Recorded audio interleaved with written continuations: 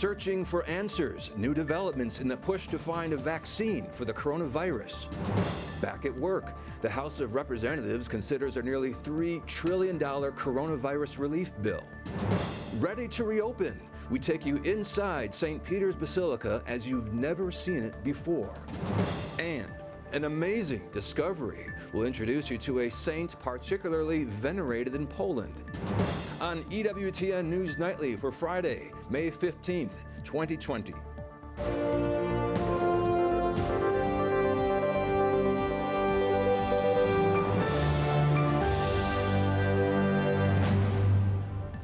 Good evening, and thank you very much for joining us. I'm Owen Jensen. Tracy is off tonight. President Donald Trump announces a growing push to develop a COVID-19 vaccine. The plan calls for better coordination between the private and public sectors, including the U.S. military. The goal, develop a vaccine at record speed. It's called Operation Warp Speed. That means big and it means fast. A massive scientific, industrial, and logistical endeavor, unlike anything our country has seen since the Manhattan Project.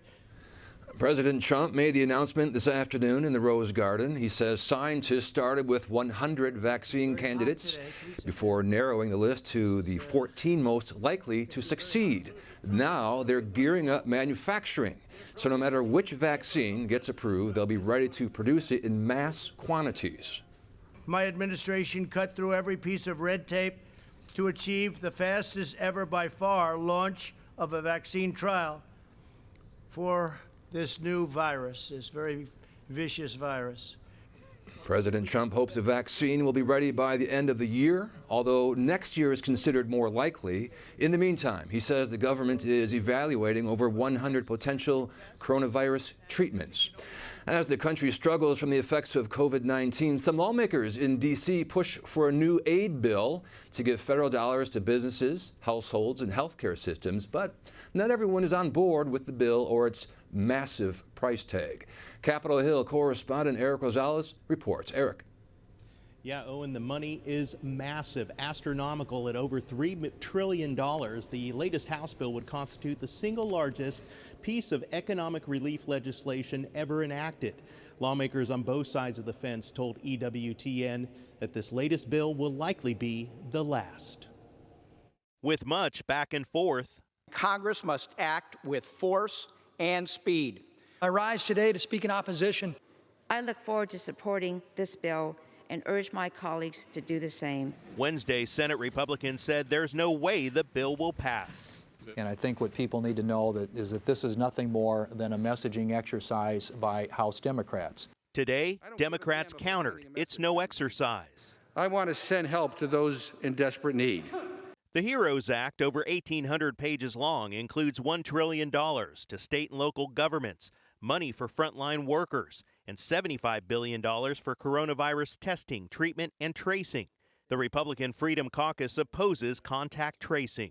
This allows the government to trace everywhere you're going in your life and to keep track of that and to turn that information in to the government, all under the guise of trying to protect other people from contracting this disease. Catholic Senator Mike Rounds criticizes Speaker Pelosi's aid bill for giving money to abortion providers. What Speaker Pelosi put into this bill was to take out the limitations that have already been put into the CARES Act that prohibit federal funds from being used for abortions.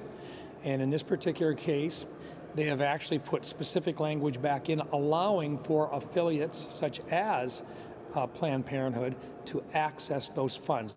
New York Congressman Peter King says he will buck Republican Party lines and vote in favor of the aid bill, saying without additional funds, New York will collapse. House GOP leader Kevin McCarthy had this response. I would simply tell Peter to read through the bill, because this will not save New York. In a separate measure, the House also passed a bill allowing lawmakers to vote remotely. Congressman Jim Jordan of Ohio has criticized the bill, saying that lawmakers should vote in person just like other essential workers. Owen. Correspondent Eric Rosales reporting from Capitol Hill. Thank you very much, Eric. Well, tonight we examine the impact the COVID-19 pandemic is having on cancer patients, as well as cancer diagnoses, as annual screenings for many types of cancer have been delayed due to coronavirus concerns. And joining me now on Skype to help us do that is Dr. Felix Rodriguez, a medical oncologist, hematologist. He's also a member of the Catholic Medical Association. Doctor, welcome. Thank you very much. Thank you for having me tonight, Owen. Let's get right to it. COVID-19, pretty much it's killed or sickened millions across the globe. How has it impacted cancer patients and their screenings? Well, it started impacting us immediately when we started the lockdowns. Here in Florida, we immediately saw the follow-up appointments go down. People were very scared to even come into the office. We had to even start doing telemedicine. What do you tell folks scared to come into the office?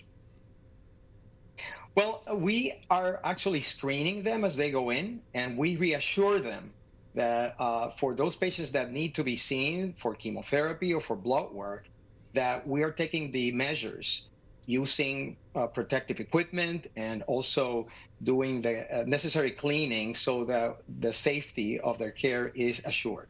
What is your major concern as an oncologist and a hematologist? If people aren't going in, if the screenings are way down, are you going to see 2 months from now, 5 months from now, a year from now, more people coming in with very serious conditions?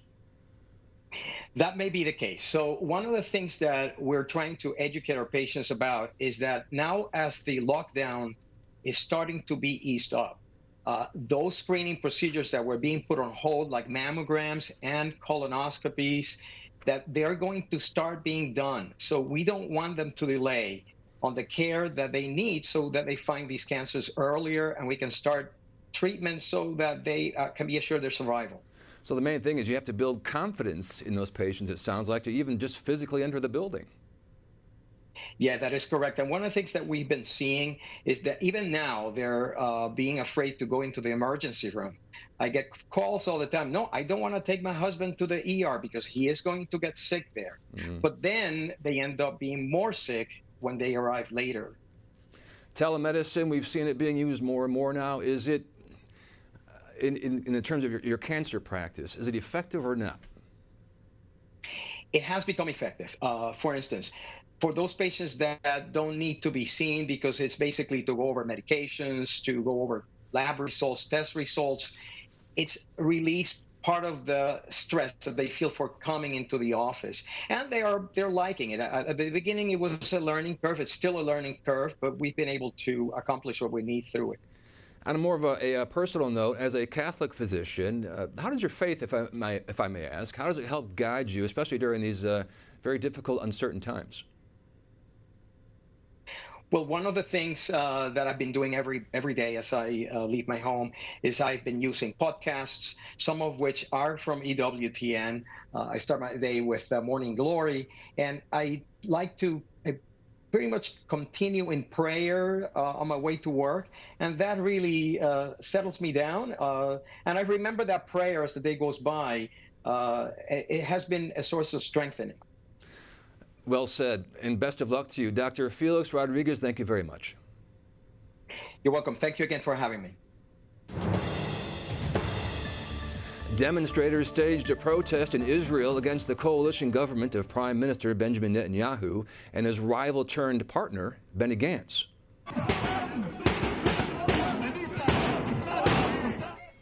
The rally was timed for the day the two leaders were set to be sworn in. Gantz, a one-time military chief, had campaigned on a promise not to serve under Netanyahu.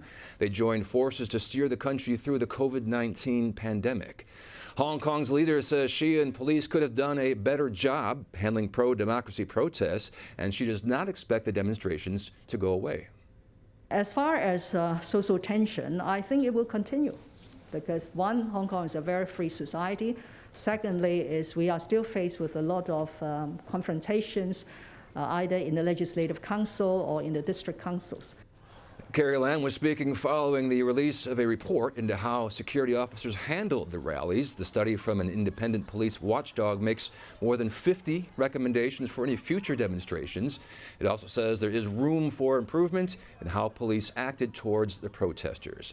Authorities have reported the first case of coronavirus in the crowded camps for Rohingya refugees in Bangladesh. And the United Nations says the situation could be a catastrophe. There are serious concerns about potentially severe impact of the virus in a densely populated refugee settlement sheltering some 860,000 refugees. The UN's High Commissioner for Refugees says the Rohingya are among the most at-risk groups in the world in the pandemic. The United Nations is appealing for money to help make the migrant camps more safe. Well, churches across Italy are preparing to open Monday for public masses for the first time since the start of the coronavirus lockdown. At St. Peter's Basilica, workers sanitize the church's altar, clean the entire marble floor. The Vatican announced yesterday they will install temperature scanners in the major basilicas around Rome when larger crowds are expected. Museums and restaurants are also scheduled to open on Monday. Dr. Liz Lev, art historian and author, joins us from Rome now. Good to see you, Liz. It's great to see you. Thanks for having me. Absolutely. We're excited to talk to you. How are you feeling, first question, about museums opening once again? And just give me your thoughts on that, please. Well, it's a bit of a mystery for us. We're waiting to hear the first museum that's going to open. There's no word from the Vatican museums, and even those that are moving a little bit more swiftly towards reopening, we're talking about 1/3 capacity.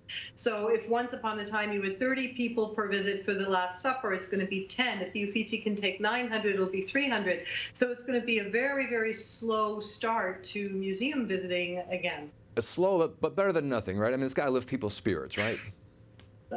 I'm dying to get back in a museum. I'm dying to be in a museum. No, absolutely. I know not a lot of people feel that way, but I do. Which one would you want to see first? I miss the Vatican museums. I miss it like I miss air. Mm-hmm. Well, it's not going to be normal at first, you know that, but it'll get there. It'll get there. Let me move on to some more questions here. Now, you've launched new online art courses called Masters Gallery Rome. What is this all about? Exactly. Well, I have a group of friends who we were all art historians who passed the licensing exam for guides in 2001 together. We were kind of a new breed of art historian guide, and most of us are also actually practicing Catholics. And we've kind of developed, we've been friends for 20 years. We've shared our ideas about art, and we thought if people can't come to us, we could bring our knowledge, our love, and our city to them. So these are 45-minute lectures, each one talking about the things that each one of us loves. I have a friend who is the Queen of Ostia Antica. I have another one who's doing FAQ on World War II. I love Raphael. And so we produced these videos with a wonderful young video editor with conversations about art, images, animation to make it fun, educational, and interesting. How will virtual art classes change the experience, and do you think this will become the norm going forward? I am very excited about this project, and I like the idea. I've been teaching my art history classes online, and I have a lot more ideas about how to structure material after that experience. I think it will be wonderful for people while they're stuck at home to be able to see these works and have a virtual experience. I also think it will be wonderful when people start traveling again to come with a certain amount of preparation. But just as I have been looking at a computer screen at my favorite images for the past 2 months, nothing can ever compare with being in the presence of Michelangelo's Pietà, for example, or standing underneath David, or being surrounded by Raphael's frescoes. There's no substitute for the real thing. All right, I'll put you on the spot here. Your favorite artist? Well, today it's Caravaggio, but probably because I'm in a little bit of a chiaroscuro mood. Ask me tomorrow, it'll probably be somebody else. Excellent. Well, you are very excited, and you should be, and things are going to get better. Just hang in there. Dr. Elizabeth Lev, Liz Lev, art historian and author, thank you very much. Great to see you. Thank you so much for having me. Coming up, an update on how some houses of worship plan to reopen their doors.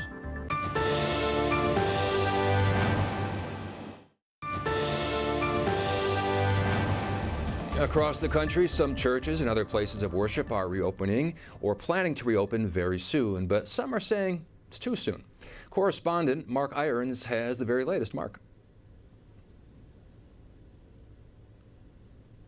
Oh, and we're seeing some houses of worship turn into virus testing sites. For some Catholics, Mass has resumed across the country with restrictions in place. Others will be able to return to church soon.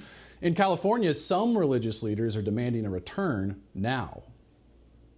Governor Newsom, open up our churches. With over 1,000 signatures of support, a coalition of predominantly evangelical pastors in California are declaring worship essential. It's unclear when churches may be allowed to reopen under Governor Gavin Newsom's phased plans to reopen the state, but these pastors don't plan on waiting. We're going to hold church beginning on the day of Pentecost, May 31st. The California Catholic Conference says the state's bishops have been discussing the eventual return of public liturgy. With restrictions, Catholic masses have resumed in places like Texas, Colorado, and Montana. In the Diocese of St. Petersburg, Florida, masses resumed this week. Public masses in the Archdiocese of Oklahoma City will resume on Monday. In the Archdiocese of Cincinnati, May 25th. But for hotspots like New York City, restarting worship is not the priority. Some churches in the city, like the New Jerusalem Worship Center in Jamaica, Queens, are making their properties available for virus testing. Having a church might make people take it serious, maybe more, because it's coming from someone they trust as a higher power. And some faith communities have been torn apart, hit particularly hard by COVID-19, including St. Bartholomew Catholic Church in Queens. We have a death list of around 60, 65 people who have died that we know of at this point. But my guess it's probably double or triple that amount. And an interesting poll coming out of the University of Chicago finds, as a result of the coronavirus, nearly 2/3 of American believers of all faiths say God is telling humanity to change how it lives. Owen? Mark Irons reporting tonight. Thank you very much, Mark. Well, our ability to gather publicly for worship is just one of the many impacts the COVID-19 pandemic has had on our lives. And tomorrow, a virtual conference of leaders in the Catholic community will take a look at the important topic, very important topic of religious freedom and others as we all learn to navigate this new normal. Joining me now on Skype is Lewis Brown, Executive Director of the Christ Medicus Foundation, which is sponsoring tomorrow's event. Lewis, welcome back. Great to see you. Thank you for having me on. We'll get right to it. There are a lot of serious concerns for us as Catholics during this time, everything from religious freedom to bioethical concerns regarding treatments and vaccine development. What is the number one issue in your mind, sir? I think there's a lot going on, and there's a lot of voices out there, and people want answers and perspective that they can trust, and that's what we're hoping to do with this healthcare conference tomorrow morning at 11 o'clock Eastern, is to provide some of those answers through trusted voices that are Catholic and that share the same values, the same moral beliefs. What should I be doing for myself and my family from a health perspective? What should I understand about what the government's saying in terms of, we have a public health care crisis, but what does that mean for my ability to go and worship, which is the most important thing in my life? What does that mean for my community as well? What does that mean for the future of healthcare policy in the United States? How do we understand that? Would a single payer be the answer to all of our questions? Or do we need a robust social safety net with the private sector? And other questions we're hoping to answer tomorrow. One of the difficult things in all of this is with religious gatherings, trying to balance that with social distancing. What do you see is helping or hurting worship in this regard? In other words, is it hard to strike a balance here? Do you have any advice? Yeah, I think that we should listen to the advice and the guidance that we're getting from public health officials. That's very important, but it needs to be done in the context with the reality that faith, our faith, religion is the most essential thing in life, and it's not a one over the other. It's a both and, especially when folks are going into liquor stores, they're going into supermarkets, and they're practicing social distancing safely under existing state and local regimes. Why can't that be done in concert with advice from public health officials also at churches? And so that's a question that needs to be answered. We're going to bring folks together to talk about that. Do you see any major changes forthcoming in perhaps how Mass is held? I mean, will people still gather in large congregations? Will they be shaking hands during the sign of peace? What do you think? Yeah, I think that's going to take time. And it's been, I think, the guidance coming from the bishops. I've seen what Bishop Burbridge put out of Diocese of Arlington, Archbishop Vigneron, what he put out from the Archdiocese of Detroit, Archbishop Aquila, what he put out from the Archdiocese of Denver is absolutely excellent. But we also have to understand that things are going to take time, but that we have between the National Catholic Bioethics Center, the Catholic Medical Association, Christ Medicus Foundation, other groups, we have voices that we can additionally listen to from the laity that will speak into this and ensure that we can maintain our religious freedom, have good bioethical practices going forward. All right, in a few seconds remaining here, tomorrow's virtual event, good luck with that. Where can people get more details on that? You can go to CatholicHealthcareConference.com. We'd love to have as many people as possible. Best of luck to you again. Louis Brown, Executive Director of the Christ Medicus Foundation. Thank you very much. Thank you. Up next, Pope Francis reminds the faithful not to lose the joy of following the gospel. And a new development regarding the relics of a saint revered in Poland.